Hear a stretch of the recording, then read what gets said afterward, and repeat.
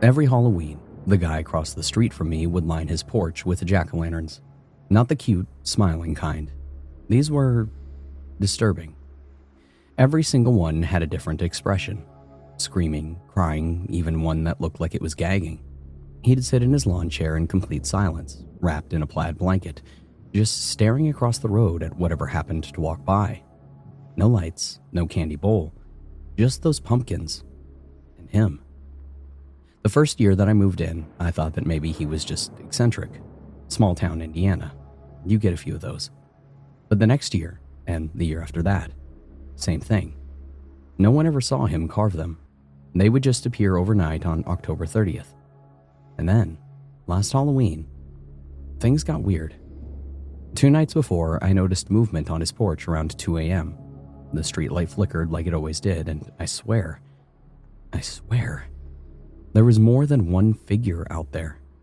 Like 2 people, but one was hunched over the other. I figured that I was just seeing shadows. Maybe he was carving late. The next morning, there was a new jack-o'-lantern out front. One that looked like it was screaming.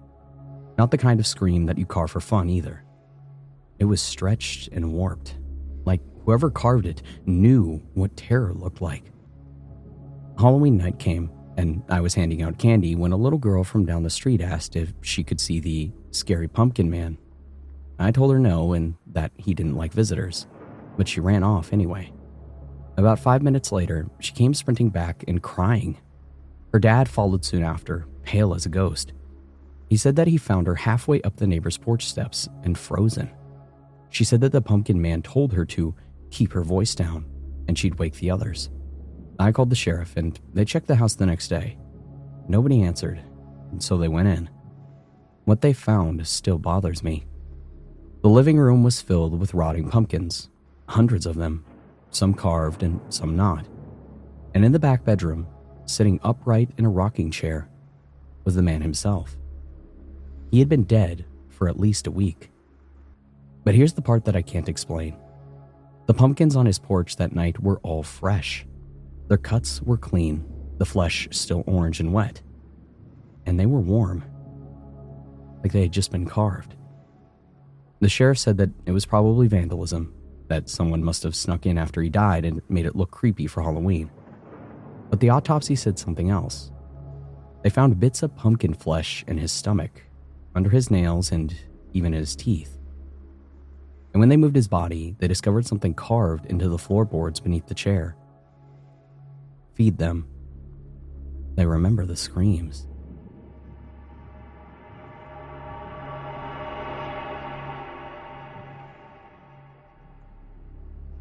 So, this happened about 5 years ago, when I was living in a rundown apartment complex just outside of town. It was one of those old buildings that used to be a motel back in the 70s. You know, thin walls, flickering hall lights, the kind of place where you hear more about your neighbors' lives than you really want to. I lived alone in 3A. Right next door was 3B, and from the day that I moved in, it gave me bad vibes. The manager told me that it was empty, but every night I would hear voices through the wall. Not arguing or anything like that, just low, murmured conversations, sometimes laughter and sometimes crying. I told myself that it was just the pipes or maybe sound echoing from another floor. But one night, around 1 a.m., I woke up to what sounded like someone whispering right into the vent above my bed. A man's voice. Calm, quiet, but clear as day. He said, "You shouldn't have moved in here." I froze, didn't move, didn't breathe. I waited, thinking maybe that I had imagined it. But then I heard a second voice, a woman's, saying something that I'll never forget. "He's in the wrong room again."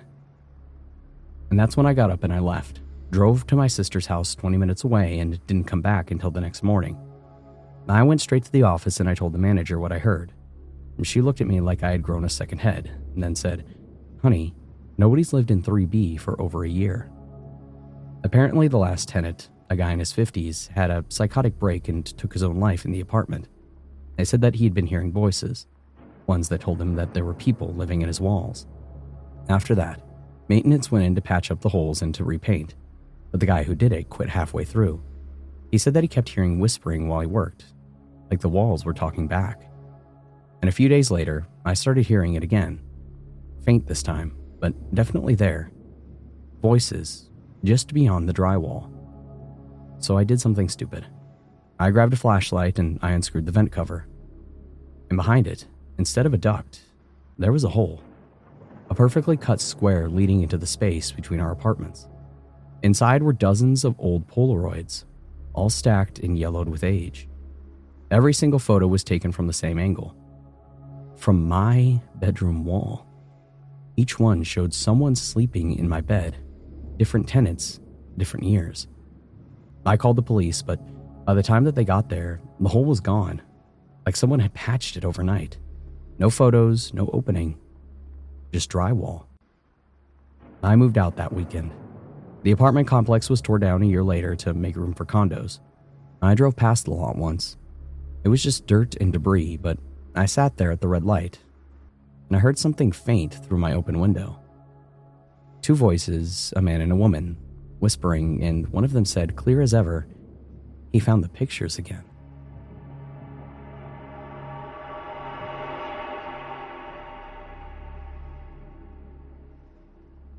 I drive a delivery route throughout town, but occasionally my route does take me through other small towns as well as rural back roads. I've been doing it for about 8 years, normally the same path every week, but like I said, on occasion, I do have to go through other areas. When it comes to my route, I can tell you every pothole, every gas station coffee machine that actually works, and every mile marker. In October of 2021, something had changed for me. It started on Highway 18 between Eminence and Winona. There's a long stretch of trees and no cell phone service. About halfway through, there's a green sign for mile 57. You pass it, and then maybe 10 minutes later, you see mile 58. Always the same. Except one Tuesday morning, after mile 57, I passed another mile 57. Same dents in the sign, same bullet holes. I even recognized the fallen branch by the shoulder.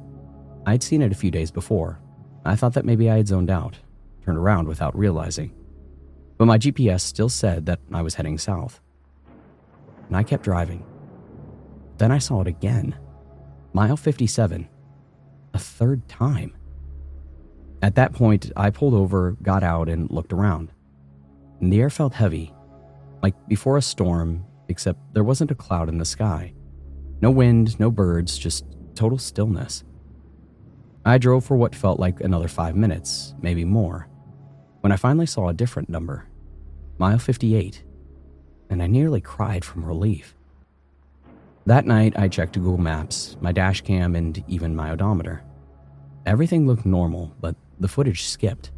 The timestamp jumped from 10:42 a.m. to 10:59. A clean cut. No video in between.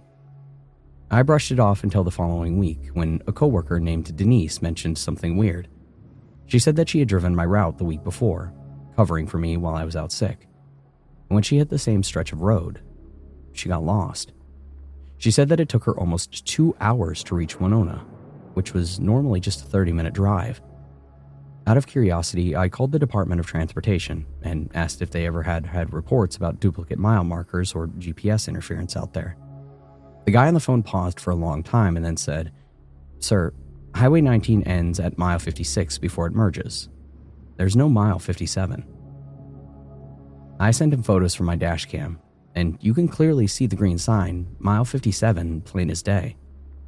He called me back 2 days later and he said, "Those signs don't exist. They never did." I drove that route again last fall. Nothing weird happened, but when I got home, my GPS history showed something impossible between Eminence and Winona. There's a 9-minute gap where my location pin stops moving. And in that gap, there's a single saved image from my dash cam. One frame that shouldn't exist. It's a photo of me, standing beside my truck and waving at the camera. I haven't stopped there in 3 years.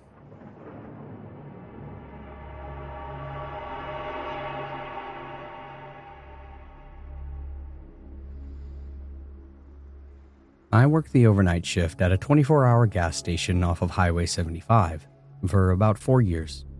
Middle of nowhere. The kind of stop that you only see headlights at maybe every half hour or so after midnight. We get all types, truckers, locals, the occasional lost college kid. But there's one night that I can't shake, and I've never been able to find a way to explain it in a way that doesn't make me sound insane. It was October 29th, 2019. I remember it being cold, a clear night, and it was around 2:15 a.m. I was restocking the cooler when I heard the door chime. Normally I'd hear the sound of boots or someone calling out, but this time, nothing. Just silence.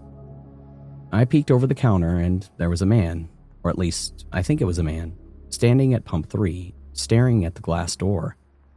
He was wearing this filthy brown work coat, the kind mechanics used to wear in the 80s, and his head was down and I couldn't see his face. He came in after a minute, slow and deliberate, like he hadn't been in a store in a long time. Then the smell hit me first. Wet dirt, metal, and something like burnt rubber. He shuffled up over the counter and dropped a handful of coins onto the counter. Quarters, nickels, and these old dark pennies that looked rusted over. I remember thinking that they didn't even look right. The faces were worn, smooth, and they felt wrong. He then told me to put 10 on pump 3, and his voice sounded like two people talking at once. I turned to type it in, but when I looked back, he was gone. The bell hadn't chimed and the door hadn't opened. I ran outside, maybe thinking that he had just left real quick, but pump 3 was running, gas spilling down the side of an old beat-up truck I swear that I hadn't seen pull in. The hose was still in the tank, and the nozzle handle was wedged with a rock to keep it going. I killed the pump, yelled out, and circled the building. And nothing. The highway was dead silent. When I went back inside, the coins were gone, but sitting on the counter was a single quarter, old and tarnished and black around the edges, with the year 1967 scratched out and replaced with 2027. Now, I know how that sounds. I checked the security footage right then, thinking maybe that I had been sleep deprived and imagined the whole thing. But the footage was corrupted from 2:13 to 2:20, just gray static. I showed it to my manager the next day and he laughed it off until I told him the part about the year. And then he froze. And then he went into his office and came back and handed me something. It was a Ziploc bag with another coin inside, a nickel, same black edges, and the same scratched date, 2027. And then he told me that you're not the first one. Apparently, 2 other clerks who had quit before me mentioned a man who had paid for gas entirely in change, and they both quit within a week. I stayed for another year. Never saw him again, but every October around 2 a.m., pump 3 turns itself on. Always exactly $10 even. And when I check the drawer at the end of the night, there's always one coin that doesn't belong. No year, no shine, just the same smell. Wet dirt and burnt rubber.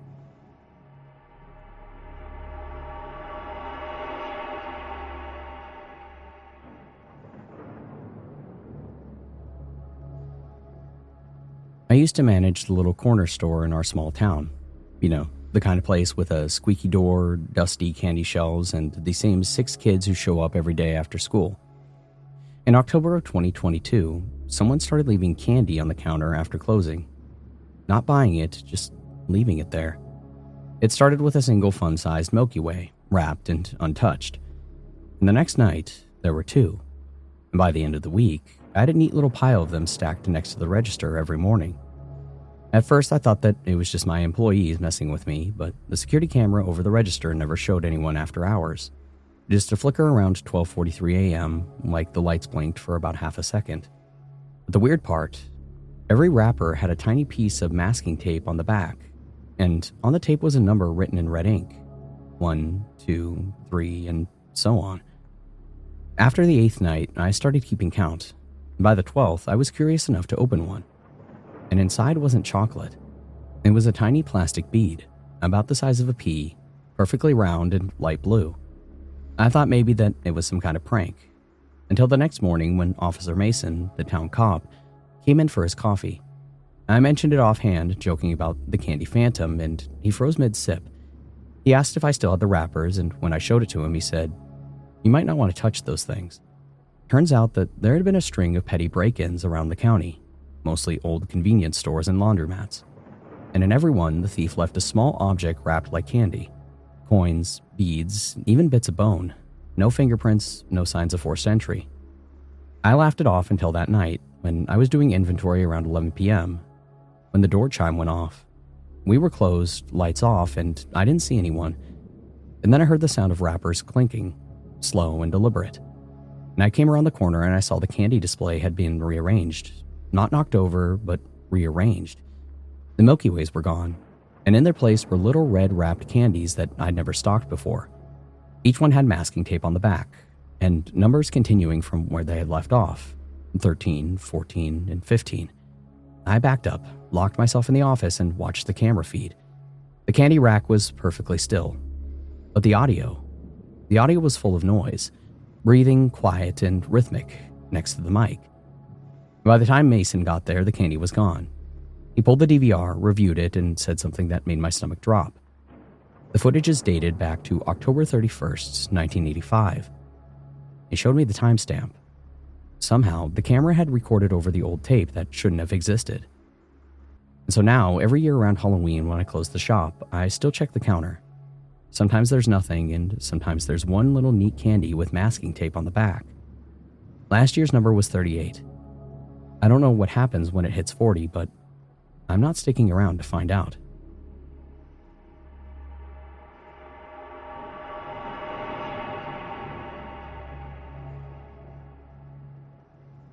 I was 19 when this happened. At the time, I was living in a college town about 40 minutes outside of Denver. I didn't have much of a social life, so I picked up night shifts at a Smoko grocery store that stayed open until midnight.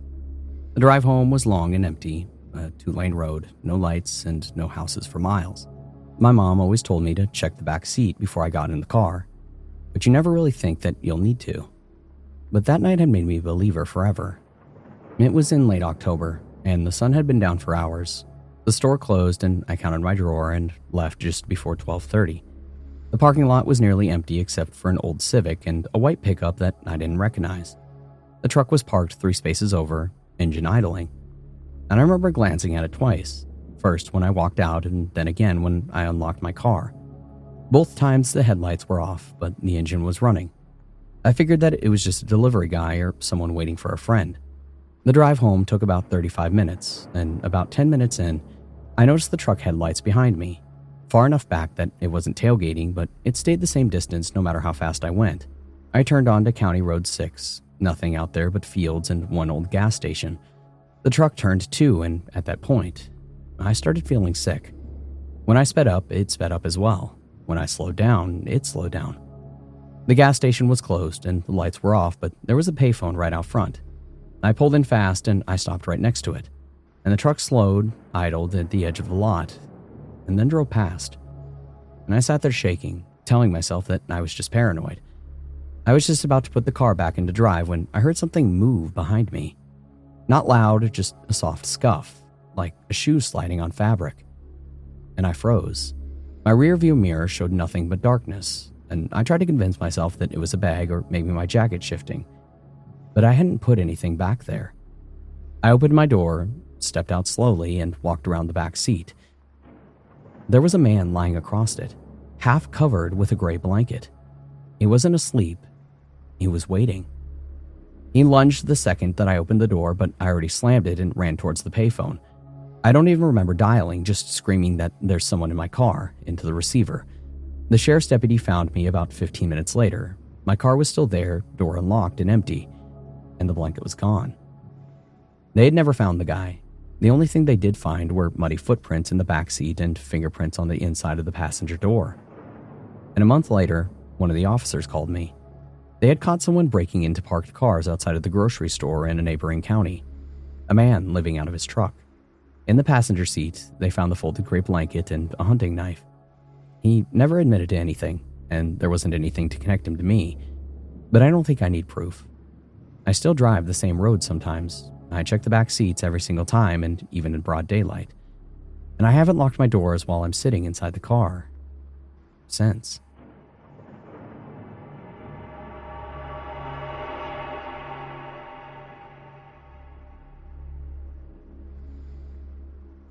This had happened about 5 years ago, and I don't really understand it. I've told this story to a couple of people, but no one has been able to explain what really went on. Back then, I was working as a building engineer for a corporate office complex in King of Prussia. It was a quiet job, early mornings, long lunch breaks, and rotating schedules where I'd sometimes work weekends and have random weekends off. That schedule wasn't public knowledge. It was printed on an internal memo and emailed only to staff.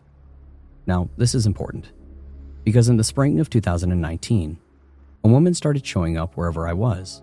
Not close enough to talk to me, but close enough to make me notice. The first time that it happened was at a grocery store on a Tuesday afternoon. I was only shopping there on weekdays when I was off work. She was in the next aisle, standing completely still and holding a carton of milk like she had forgotten what to do with it. She was maybe in her mid-30s, brown hair and business casual clothing. I remember her because she wasn't shopping. She was just watching. And when I moved to another aisle, she had moved too. Always one row over and never looking directly at me. Just existing parallel. And after about 10 minutes, I checked out and left.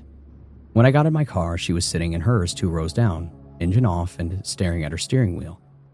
She didn't follow me, and I had just told myself that I was being paranoid. But then a few days later, I stopped for coffee before work. This was in a different part of town and in a different time of the day. When I walked in, she was already sitting at a corner table. She had looked up at me and smiled like we knew each other and told me that you were supposed to be off today. I froze and I didn't respond, just grabbed my coffee and I left. My schedule wasn't posted anywhere except for the internal memo. When I got to work, I told my supervisor and he laughed and said that maybe she recognized me from the complex. Plenty of tenants and contractors come through, you know? And that explanation worked for only about a week. Because on Friday morning, I got an email from an unrecognized address. And the subject line said Saturday, 8:30 a.m., behind the maintenance shed. The body of the email had said that you'll understand when you see it. I assumed that it was a prank from one of the texts, but when I went to trace the message, it was sent through our company intranet, not from an external domain, meaning that it came from inside the building. When I asked IT, they said that the account didn't exist in the directory. Now, I didn't plan on going, but curiosity had won. And at 8:30 sharp that Saturday, I walked to the maintenance shed behind the complex, and the woman was there. She was leaning against the fence, holding a small black notebook. When she saw me, she smiled again, the same too familiar smile from the coffee shop, and said, "I thought that you'd stop sooner." She handed me the notebook and then just walked away. Didn't run, didn't hurry, just disappeared around the back lot. And inside the notebook were pages of my daily routines. Dates, times, lunch breaks, routes that I took home. Entries like 3:19, stopped at Wawa, 4:12 p.m., sat in car for 6 minutes. 3:23, took 202 southbound, arrived at 5:06 p.m. The handwriting wasn't mine. There were also entries from days that I couldn't account for, days that didn't exist on my work log. Things like 3:28, spoke about brother's accident, said that he still blames himself. 4:4, gave her spare key, told her not to lose it this time. I don't have a brother and I live alone. I took the notebook to HR. They called building security and went through the visitor logs. No one matching her description was ever signed in. No security footage showed her entering or leaving the property that morning. But IT found something odd. Whoever sent the email had used a deleted employee account, a woman who had worked there years earlier. Her name was Karen Holt, and when I looked her up, I found an old company newsletter from 2015 welcoming her as a new building engineer. Same job that I had, same role, same routes, and same shift rotation. She had left abruptly a year later after a personal leave. Now, over the next month, I started noticing things. Doors left open, equipment tagged with sticky notes that said, "checked already," and handwriting that I didn't recognize. Work orders signed under my name that I hadn't filled out. And when I asked my supervisor about one, he frowned and said, "You told me that you fixed that yesterday. I hadn't been in the building all week." When I finally called the police, I didn't even know how to explain it. Someone's following me, but impersonating me. And I know it sounded insane. They took the notebook and promised to contact me if they found anything. A week later, an officer called and asked if I could come identify some items found in the storage unit. Inside were boxes labeled with old maintenance forms, spare uniforms, and several stacks of black notebooks identical to the one that I'd been given. Each one had a name on the first page, different employees from my company, people that I knew, and half of them were still working there. One of the boxes had my name on it. The first entry was dated May 12th, 2016, 3 years before I started the job. The police tracked the unit to a lapsed rental agreement under the name Karen Holt.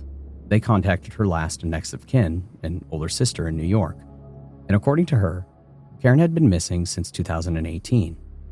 When they showed her a photo of the woman from my description, she said, "That's not my sister," and the case went cold after that. The notebooks were logged as evidence, and I was told not to discuss the details publicly. But every few months, I get a small envelope in the mail with no return address. Inside is a single sheet of paper torn from one of those same notebooks, always dated a few weeks ahead, and always describing something that I haven't done yet. Something small like a meeting that I didn't know was coming or a route that I hadn't taken. The most recent one said 9:14, drives to grocery store, sees her again. And that next week, I don't plan to go anywhere near a grocery store, but I know that I'll check anyway. Because whoever she is, Karen or the woman pretending to be her, she knew me too well for coincidence. And the one thing that the notebook never says is when it ends.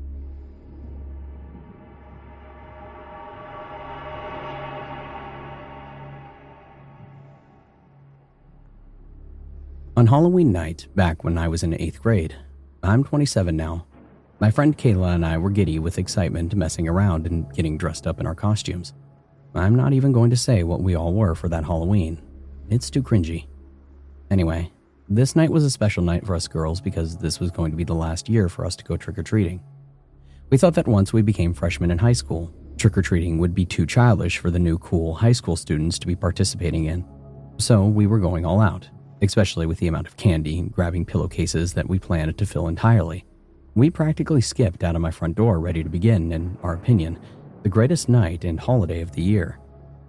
We didn't waste any time going door to door, street after street, that we didn't even realize that the hours had passed.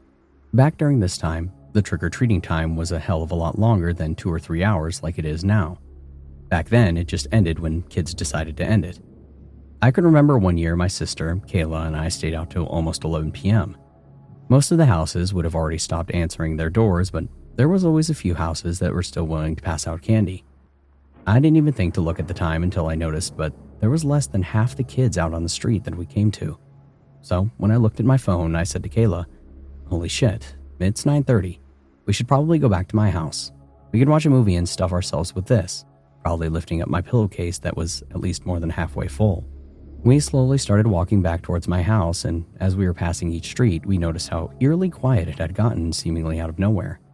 People were turning off their porch lights, signaling that they weren't going to be passing out any more candy. Now, I was a paranoid person back then, and I'm still a paranoid person to this day, probably even more so now. So when I got that feeling, that chill that runs up the back of your shoulders and tenses you up, something is off, I thought to myself. I look side to side and I get the urge to look behind me. I slowly turned my head around, looking over my shoulder, and what I saw nearly made me piss myself. About 4 houses down from us was Michael Myers, or someone dressed as Michael Myers, I should say, who was slowly walking behind us. But to me, at that time, it might as well have been the real Michael Myers. He stopped and stared back at me, not moving any muscle, just staring. Now, this would be creepy to anyone, but this was literally my worst fucking nightmare. My number one childhood fear just so happens to be Michael Myers. A little backstory. When I was about 4, my mom was busy cleaning the kitchen as I sat in the living room playing with my toys with the TV going on in the background. The creepy music had caught my attention, so I started glancing up at the movie while playing with my toys. I grew less and less interested in my toys and had my eyes glued to the TV, already starting to grow nervous and scared by just the music alone. You know that part of the movie where Michael Myers pops out of the closet, grabs a hold of the victim, and lifts them into the air against the wall as his victim desperately tries to break free, but is paralyzed with fear? And then Michael pulls back the knife and brutally stabs the guy to the wall, pinning him to the wall and in the air. Well, my 4-year-old self had never really seen something so gruesome and altogether just absolutely terrifying. And at that age, I believed that it was real. In my 4-year-old mind, this was really happening to someone. My eyes bulged out of my head, instantly breaking out into tears, literally screaming my head off. His mask, the brutality, just seeing someone being stabbed in this heinous murder. It blew my mind, and all at once I felt so anxious, scared, sad, and just panicking. My mom comes rushing over frantically, trying to figure out what's wrong, scooping me up in her arms, and I was still screaming and pointing at the TV. But then the movie continued to the part where Michael Myers is dressed up with the sheet over his body, with the glasses on over the sheet that he stole off the body of the victim, obviously pretending to be the guy that he just murdered. The sheet freaked me out even more than Michael Myers' mask, watching the masked killer walking slowly closer and closer up behind the girl on the phone, and I clung to my mom, sobbing and burying my face into her shoulder. She looked over at the TV saying, "Oh my God, how the hell did this get on? It's okay, shh, it's okay, honey, you're okay," trying to soothe me as she turned the channel off. I cried for at least an hour or more, just absolutely traumatized. After that incident, I couldn't sleep at all, especially alone in my bed, and absolutely could not stand the dark. I knocked on my parents' bedroom door for months, begging them to let me sleep in their bed with them, or I swear, in my head I was convinced that he was going to come down the dark hallway, silently creep into my room, and stab me in my sleep. I did not get over my fear of Michael Myers until I was in my early 20s, so being in 8th grade, walking down a dark street, no one around besides just Kay and I, and seeing my absolute worst fucking nightmare walking slowly behind us, I swear I thought that I was going to pass out.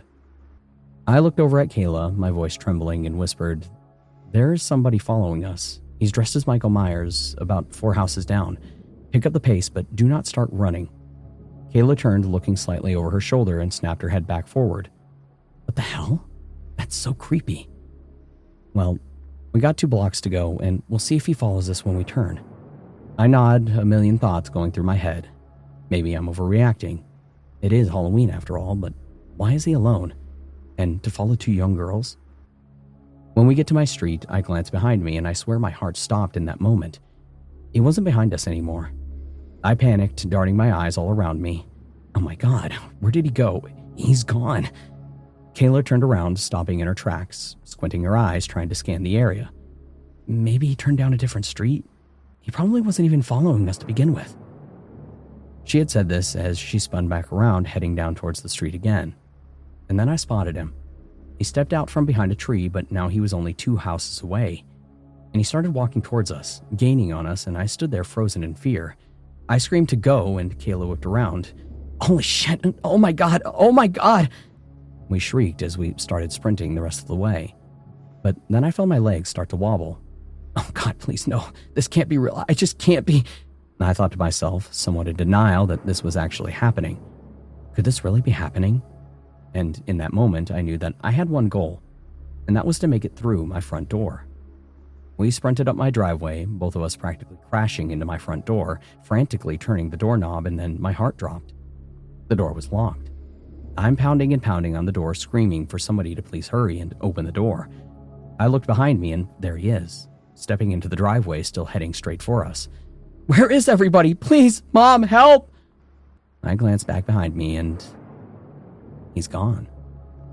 I went silent, listening intently for any noise, when all of a sudden, he slowly came around to the side of my house, just a few feet away. This means that he walked around the left side of my house, through the backyard, and came around the right side of my house. I screamed while practically falling through the door. My mom looked at us like we were insane and yelled, "Close the door." Kayla slammed it shut and looked out the window. "Where is he? Where did he go?"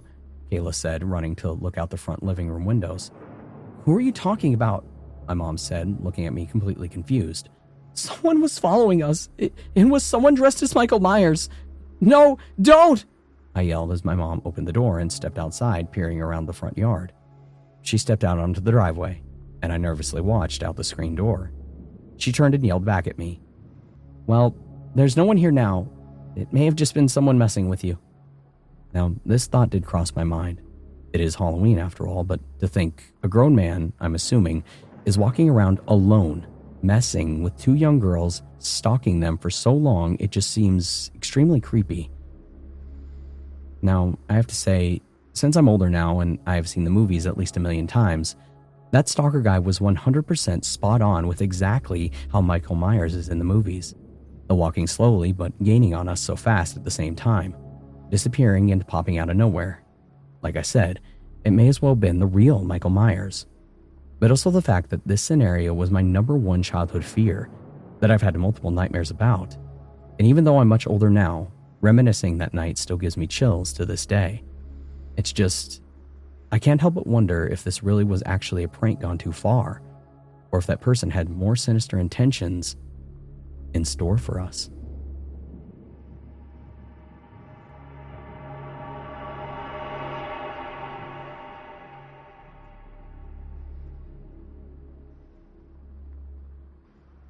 Let me start by saying that I used to be pretty naive. Looking back on this as an adult, I get chills thinking about how stupidly trusting I was as a young man, and I realize that I'm lucky to be alive today to talk about it. This all took place right when I first left for college. I was 18 but looked much younger. I've always looked much younger than my age. I'm blonde and I was kind of skinny, with one of those perpetual baby faces that never seem to age as the rest of me does. Even over a decade later, I'm still always getting carded. I did find a way to make my looks pay off for me, but we'll touch on that later. It's relevant, trust me. Anyway, I was pretty smart for my age, as well as pretty dumb, if that makes any sense to you. I was book smart. In fact, I'd gotten an academic scholarship to college, but I had absolutely no understanding of the real world. I grew up in a small town where everybody knew everybody.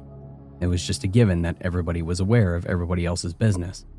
If you caught a cold, there'd be somebody by with a pot of fresh, homemade chicken noodle soup within the hour. Everyone was honest and open, sometimes to a fault and sometimes to the point of being rude. But I grew up taking people at their word. It was a real go-to-sleep with the front door unlocked territory. In short, I had zero street smarts. So going off to college was a big adventure for me. I'd never been in a city that big, to say nothing of being in so wide of a space filled with people who were total strangers. I was a bit awkward too in my new surroundings, so that made meeting people difficult. I had no clue how to talk to people. They were all gabbing about everything from current events to the best spots in town to hit after hours. I didn't have much of a conversation starter, which was the best weed killer to use on crabgrass. Still, I was used to listening to adults and doing what they told me. So I paid attention to the various campus guides and had my class schedule, my orientation packet, and my dorm room assignment before most of the other new freshmen. I had unpacked and settled in my dorm before my roommate even arrived. In fact, for the first couple of weeks, I rarely saw him. If it wasn't for me walking in once in a while to find the other beds sagging under the stack of books and 2 overstuffed suitcases, I might have never known that I even had a roommate. So much for my plans to hit off the right way with who I hoped would be my new best friend. I wandered around a lot, getting the lay of the land, which is a little depressing when you're all alone and everyone else is traveling in pairs or groups. I read a lot of posters announcing clubs and events and sign up for causes, but I pretty much glazed over all of that until one specific poster caught my eye. Halloween Haven. At least, that's what I'll call it here. It was one of those limited-time Halloween shops, like Spirit Halloween or Halloween Express, that take over a usual empty retail space in the mall or near a supermarket from late August until 1st of November, filled to bursting with all things Halloween. Now, I totally love Halloween. It wasn't always smiled upon where I came from, being the devil's holiday and all that supposedly. But now I was a college man and in the big city, and I could Halloween it up as much as I wanted. After jotting down the address, I took off to my very first Halloween store at top speed. The shop was better than I had imagined. Costumes, props, makeup, tricks, and tons of automated smoke-blowing creatures and constructs, spooky sound effect recordings, and more skulls used in more ways than I could think of. And that was just a few feet inside the door. I was in heaven. I slowly made my way around the shop, taking in everything, soaking it up and loving it all, and wishing that I could afford just one cool thing in here. I was staring at the wall of rubber masks when someone next to me said, "Like Halloween, huh?" I turned to see a guy who was older than me, but I think that he was still under 30. He was pretty good looking and reminded me a bit of the guys back home, with his flannel shirt, Wrangler blue jeans, cowboy boots, and 2 days' growth of beard. I told him that, yeah, I liked Halloween a lot. It was my favorite holiday. All the spooky stories and haunted attractions, and especially the dressing up, made me wish that Halloween stretched the entire length of the fall season. Then he asked me something that I should have seen coming. "Where's your mom? Are you here with your dad?" I sighed and then answered, "Man, I'm going to college here. I don't need a parental escort." He raised an eyebrow, surprised. "You one of those whiz kids? Started college early?" "I'm 18, I said, holding up my student ID, brand spanking new and freshly laminated. The guy was genuinely surprised. "Jeez, you're 18? I didn't mean anything by it," he backpedaled. "It's just that you look so young." He looked me over again, quickly adding, "I would have said that you were about 16, I interjected. "Yeah, I know." "I was going to say 14, he admitted. Then we both laughed because it was actually a little funny. We wound up talking about Halloween, what we dressed up as growing up, favorite movie monsters, going to haunted houses and corn mazes, and how many costume parties we'd attended. I thought I knew a lot about Halloween tradition and legends, but this guy gave me a run for my money. We buddied around the whole shop, talking and sharing. He asked if my friends from school were here with me, and I admitted that I was there alone, that I hadn't even met anyone yet. I spoke about my hometown and how we never celebrated Halloween like other people got to, unless you count one of those annoying trunk-or-treat things in the church parking lot and the odd school dance, which was lamely called the Boo Ball. I realize now that if anyone from college had ever been with me, they would have pulled me away from this guy long before I started blurting out my life story and basically introducing myself as prime abduction bait. Like I said, naive. "So you don't know anybody around here? Not even at school?" he asked. "Not yet," I said, trying to sound hopeful. "Well, you know me." He smiled, and we shook hands and exchanged names. It was kind of like, at that point, we were official buds. We could tell that some of the people in the shop thought that the two of us were father and son, but the age difference didn't seem to bother my new friend, so it didn't bother me. And suddenly I got the idea to impress him. I don't know why I felt the need to, I just did, and asked him, "Hey, you want to see something cool?" I led him around through the racks of prepackaged costumes, looking for something in particular. And eventually I found it, and I handed it to him with a flourished "Ta-da!" He took the costume in his hands and shrugged. It was a costume for a sailor boy, Dixie Cup hat included. "I'm not usually one for the fake uniforms," he said. "I prefer the scarier stuff." No, look." I held the costume next to my face and grinned like the picture. "Well, I'll be damned. That's you." "Yep," I beamed. "Me from a few years ago. I did some modeling for the local farm and fleet, and somebody saw me and asked me to pose for a few costumes. They make them not too far from where we live." And the guy nodded and actually seemed impressed. I had done a few others, like a baseball player and a male cheerleader. Wasn't too crazy about that one. So we kept our eyes out for any more of me. We eventually found the baseball player, which he made quite a fuss over. He called me Slugger for a little bit after that. I think he might have been kind of into me, and I found it flattering. I told him that I always wanted to pose for something more badass. Tough guy costumes like a biker or a thug or maybe a punk rocker. I would have loved to have been seen as the bad boy, but with my looks, that was never an option. He asked me if there was any one costume in the place that I could get. Which one would it be? I said, "That's easy." And I took him over to the monster costumes and showed him a very elaborate and expensive werewolf costume. It came with the latex mask with a movable jaw, claws, and wolf feet with fur extensions for your arms and legs, and a tattered shirt and pants to complete the look. I would have loved to get that. And then he tells me, as if it were only occurring to him to bring it up, that he and some of his friends were working on starting up their own Halloween store. And eventually, if all went well, the store would be connected to the big haunted house attraction they would design. Now, this sounded way too cool for me.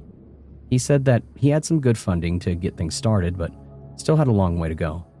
It was one of the reasons that he was scooping out the Halloween shop that we were in. He was getting a feel for what he'd want to emulate in his own store one day and what stuff he'd like or what he'd like to improve on. I asked him how far along he was with it, and he said not as far as he would like. He and his friends were currently working on decor, collecting cool posters, looking into affordable advertising material, and they pretty much had no merch to sell yet. For the time being, he was set up in an old strip mall to get a feel for the size of the space that he wanted. Electrical needs, shelving, display, all that sort of thing. I wondered if he was the one trying to impress me. One thing we did have back home was plenty of people who talked about the big things that they were going to do, but never did. But then he said, "Hey, you should totally come see it. It'd be good to get a fellow Halloween enthusiast's opinion on things. I nodded non-committally. We kind of strolled around the store looking for something new, but pretty much realized that we'd seen everything. We had stopped talking and it seemed a bit edgy for some reason, but I didn't know why. I get an idea that I'm not sure will go over well at all, but I'm off on my first big city adventure, so to speak, so I blurt out, I could do some modeling to help you out with your shop startup. I mean, if you have any costumes I could wear. And he looks at me a bit surprised and says, "That's exactly what I was thinking, but I didn't know how to suggest it without sounding creepy." I had to laugh a little. What a cool confidence, right? He smiled at me in the way that made me think that he was already imagining different costumes and poses for me, and how they could be used in ads and promos. Yeah, I know. Wishful thinking. Looking back now, I realized the look in his eyes was not the one of imagining so much as plotting. And his wasn't a happy smile. It was a hungry one. 2020 hindsight, right? And bam, he offers to take me to see the shop in progress right then. I tell him that I do still have some other college stuff to do with registering with my academic advisor and like that. He pushes a bit, saying it probably wouldn't take that long, and now he's all excited to show me his fledgling shop. I really want to start out school on the right foot, though, and make sure that I'm properly set to begin classes. He tries to push a bit harder, but I tell him that I'd meet him there later if he'd like. He settles for the idea and gives me the address, letting me know that it was really out of the way and takes a while to get there.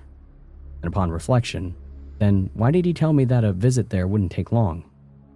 He warns me that it was a real dump right now, so not to get too freaked out when he sees the looks of the scene from a Scooby-Doo cartoon. I said that I'd come by if I could. He picked up some scary-looking plastic chains and manacles to buy for his upcoming shop, and he pays for them. He pauses for a second, and then he says to the clerk, "Go and get that other item." And she comes back with the werewolf costume. And he buys the costume, and I watch in awe, hoping against hope that he would just give it to me right there. But he says that if I want to come by, the costume would be waiting for me. I could model it for some promo material, along with another cool outfit or two, and then I could take it home with me as a payment. "How's that sound?" he asked. I could tell what he was doing, applying the pressure to get me to go see his little project store, but I could appreciate the enthusiasm. I was kind of flattered that he'd go through all this trouble to make that kind of gesture for me. I didn't give him a definitive answer, but I could tell that he knew that I was shocked. After finishing my school stuff and having no one to attend any campus events with, I decided to take my new Halloween buddy up on his offer. I was allowed to have a car on campus, which I was delighted with, except for the requirement of using student-only parking areas and buying and rebuying the monthly windshield sticker, the cost of which was exorbitant. But oh well, welcome to college life. I almost didn't find the place even with my phone's GPS, but I got there eventually. It was in a pretty remote location, and by the time I arrived, it was well after dark. It was like in a subsection of the city. I could see how all the businesses used to be here at one time, but they all wound up moving to malls or closer to the newer shopping centers that cropped up, leaving behind a bunch of vacant old spaces nobody wanted to occupy. Mostly it was just a line of shops with floor-to-ceiling display windows with nothing inside to display. I checked to make sure that I had the right address, but the place was pretty dim inside. There was maybe one or two shop lights burning in there, and that was all I could make out since most of the tall windows were covered with newspaper and poster board. There was no vehicles parked out front. I was about to drive away since it didn't look like anybody was around. But as I began to pull out of the old lot, the door opened and a man's silhouette appeared, backlit by a bright light. I heard my name being called. It was the guy from the Halloween shop, all right. He must have heard my car and saw the headlights, and he had come out to see if it was me. I lowered my window and I called back to him, asking if it was a bad time. It was getting pretty late. He insisted that it wasn't, and he was dying to show off what little he had to show. So I parked and I accepted his invitation inside. The place was as advertised. A complete mess. Well, not completely, but pretty darn close. Sections were missing from the ceiling, some of the walls had come down to reveal drywall and unpainted wood, as well as stray tufts of pink insulation. Everything was lit by shop lights hung or set up around the place. He turned on several more to give me a better view of the layout, such as it was. "You weren't kidding," I told him. "You've got a long way to go." And he admitted that it was true, but some of the stuff that he had collected so far was cool. He had rolled up old scary movie posters that he'd been collecting.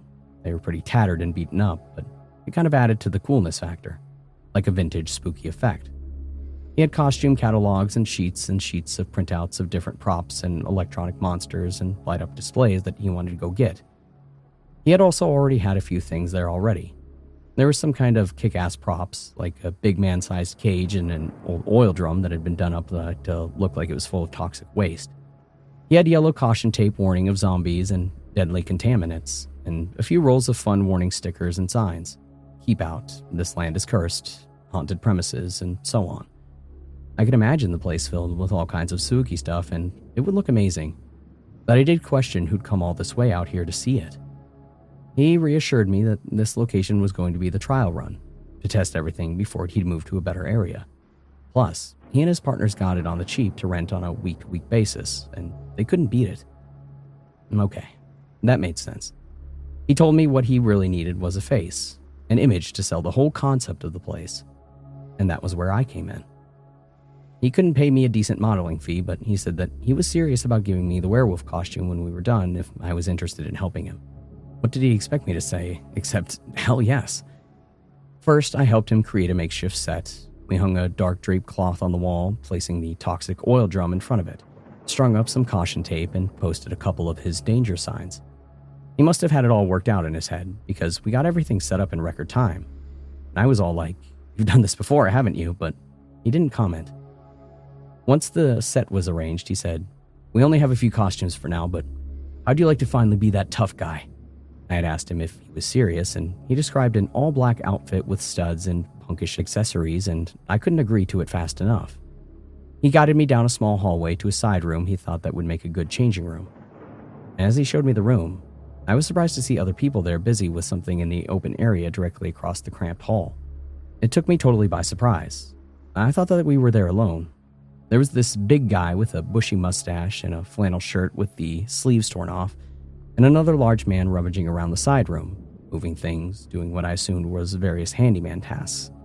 I said hello to the large man, and he only snorted, then went back to whatever it was that he was doing.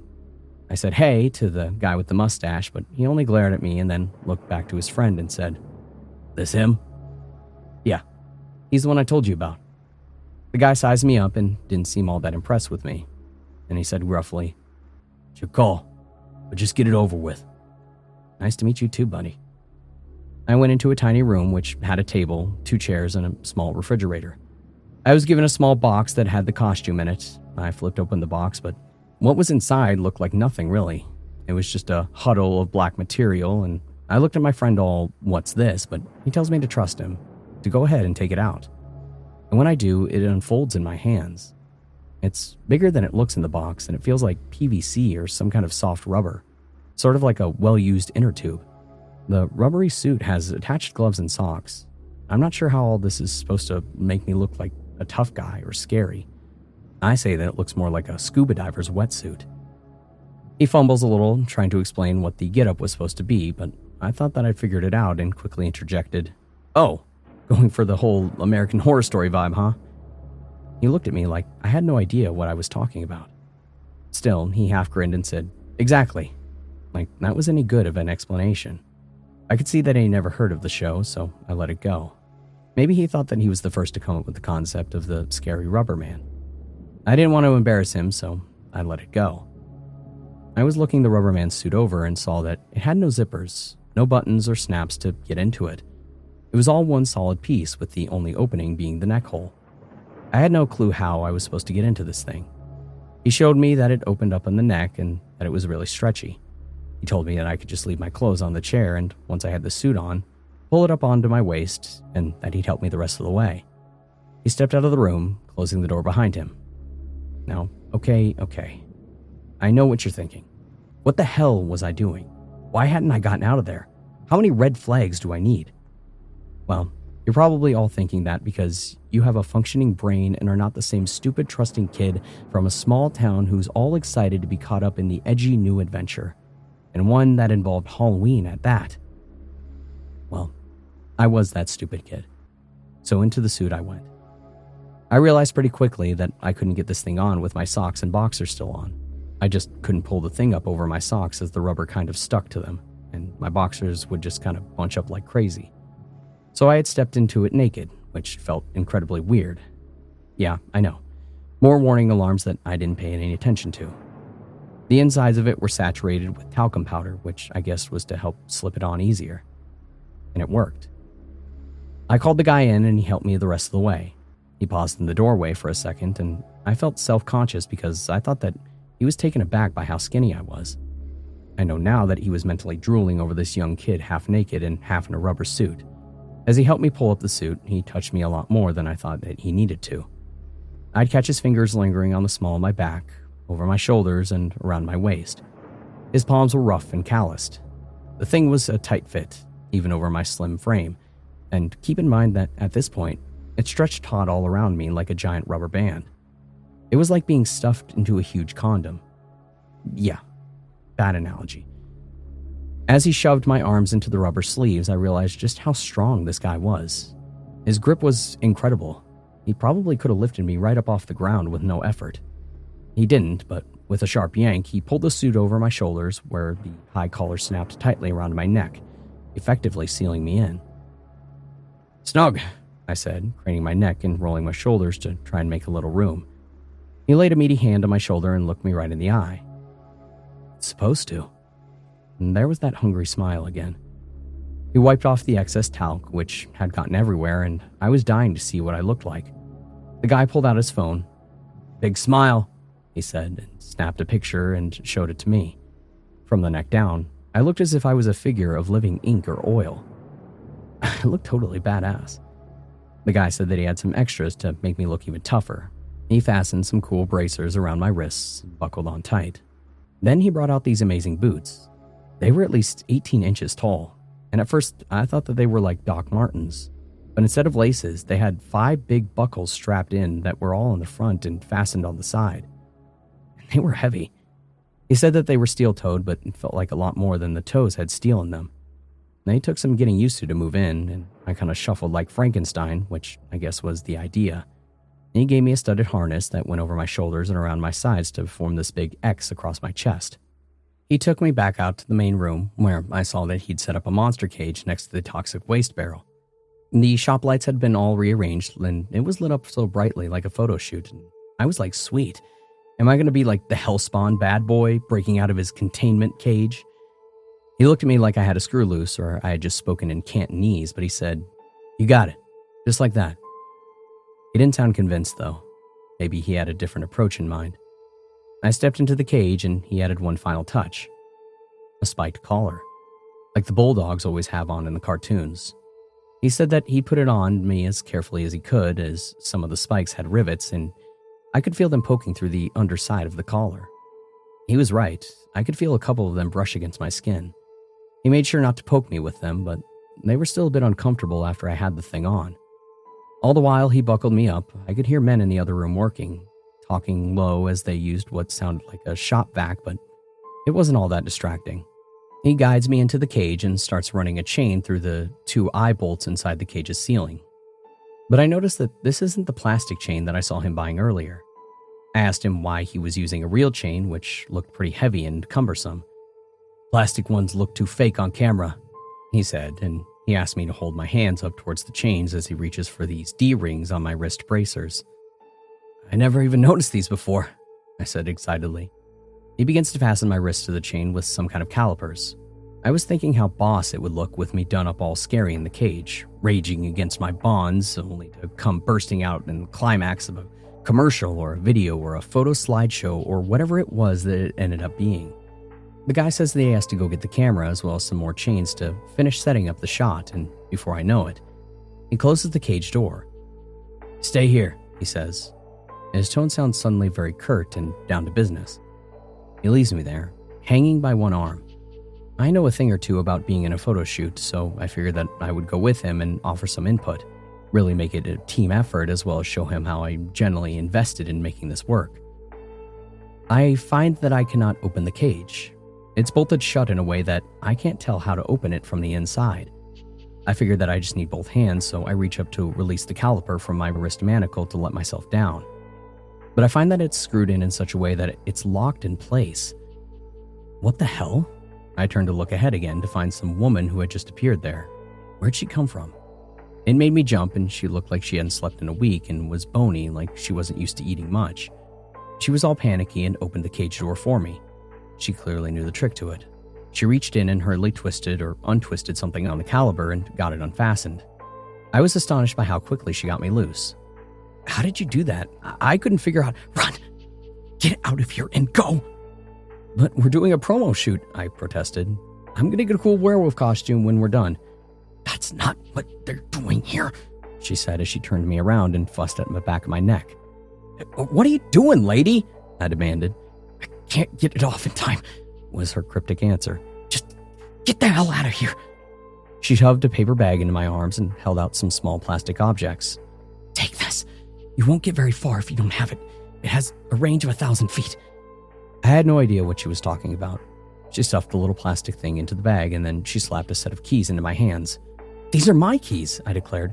"How did you get them?" She kept just pushing. "Go, go, go!" "I still have to get their costume," I told her. She didn't care. She hissed, "Quickly!" I shuffled to my car in 1,000,000-pound boots, opening the door and kind of fell inside, tossing the bag into the passenger seat. I realized that with these heavy boots on, I'd be risking an accident if I tried to drive. The weight of the gas pedal alone, to say nothing of trying to lift my foot in order to brake. I was about to take the key out of the ignition and go back in there to find out what the hell was going on when I heard the woman scream.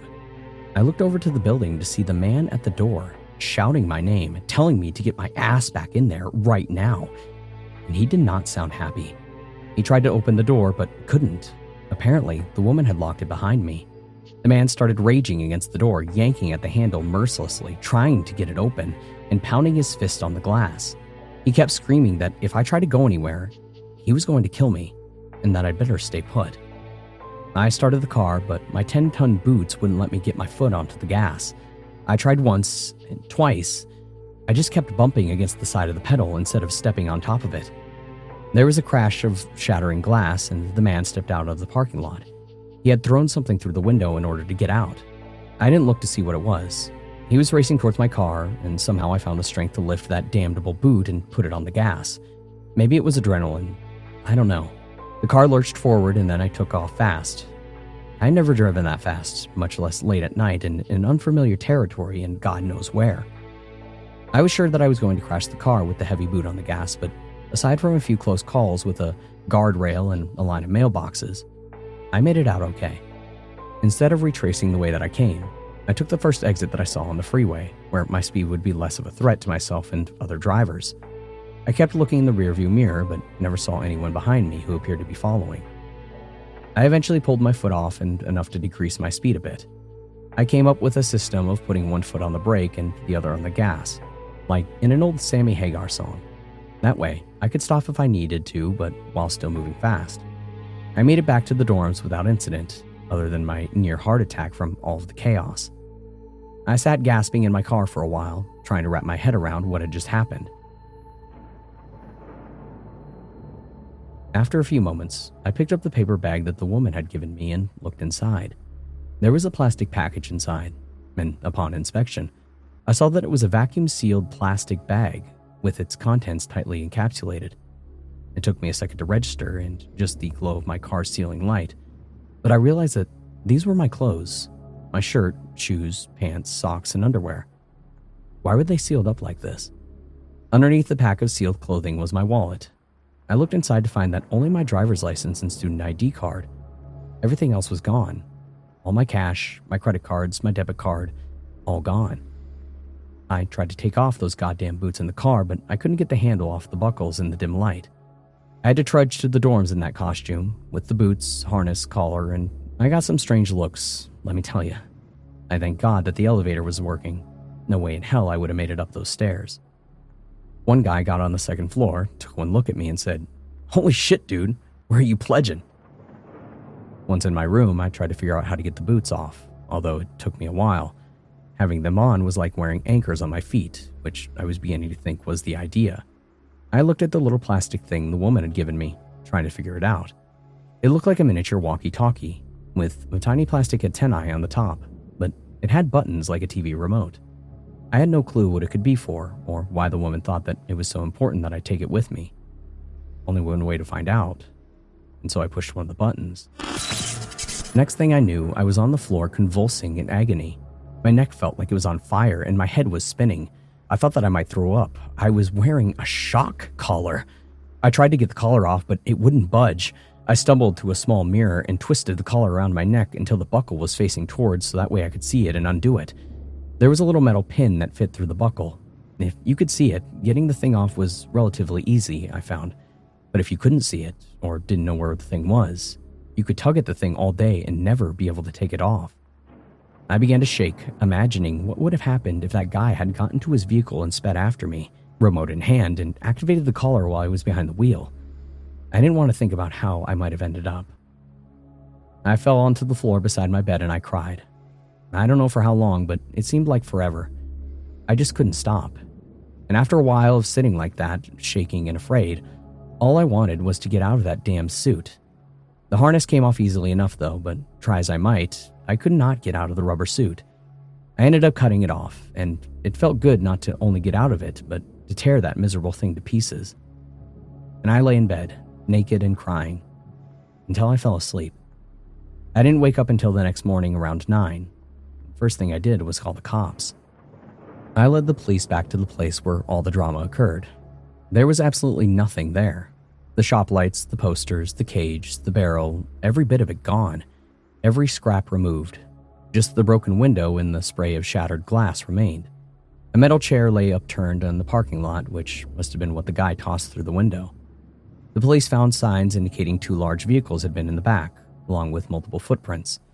The tracks were fresh, so they knew that someone had recently been there. I gave descriptions of the men and as well as the woman as best I could.